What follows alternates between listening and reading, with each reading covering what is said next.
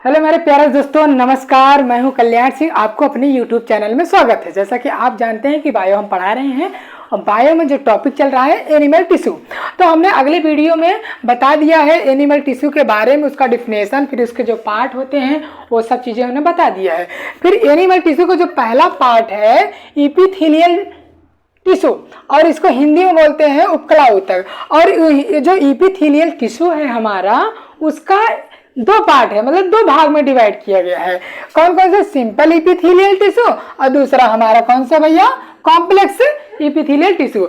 ये जो हमारे जो पहला है ना, ये जो हमारा दूसरा है, इसका कोई पार्ट नहीं होता है, इसका कोई भाग नहीं होता है। लेकिन जो हमारा जो सिंपल इपिथेलियल टिश्यू है, ये तीन भागों में, जो साधारण उपकला ऊतक है वो हमारा तीन भागों में क्या हुआ है? बटा है। तो हमने अगले वीडियो में उसका बताया था डिफिनेशन, और अब इसमें ये बताएंगे वो तीनों जो टाइप हैं वो कहाँ कहाँ पे पाए जाते हैं।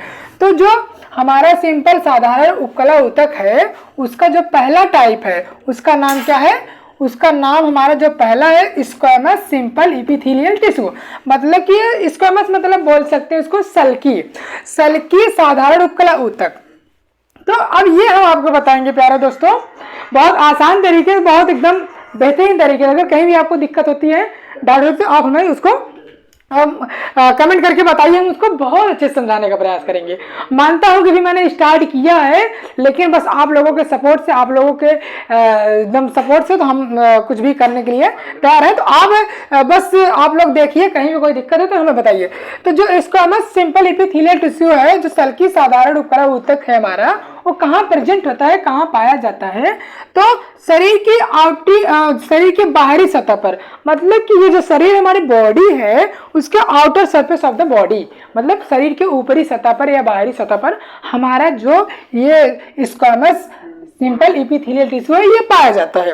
दूसरा भैया कहाँ पाया जाता है? दूसरा हमारे रक्त नलिकाओं में। कहाँ पाया जाता है?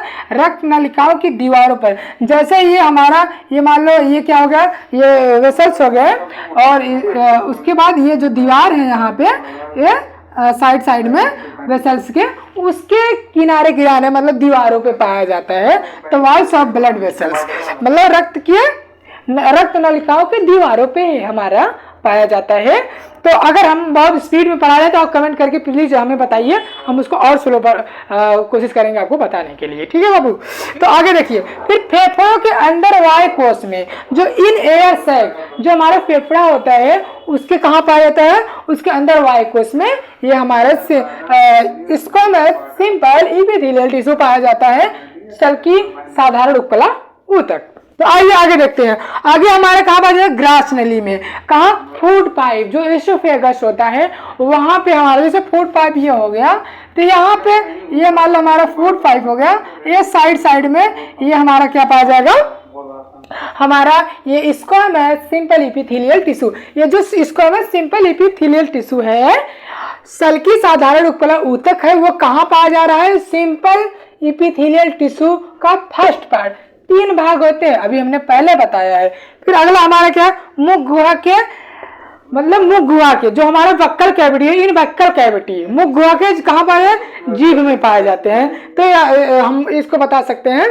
तो अगर कहीं भी आपको दिक्कत होती है तो आप हमें कमेंट करके जरूर बताइए। अगले वीडियो में दूसरा पार्ट लेके आएंगे,